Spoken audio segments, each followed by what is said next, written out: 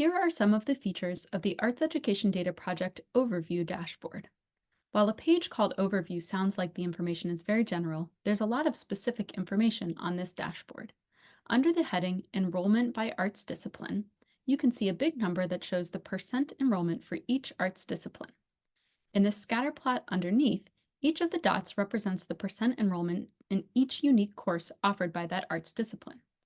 Hovering over these points, we can see the statewide enrollment numbers for music courses like orchestra, general band, and chorus.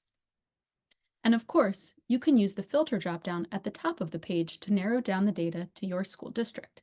For example, let's take a look at Talbot County.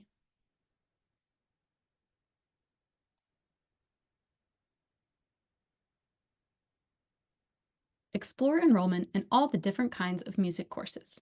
Thanks for watching.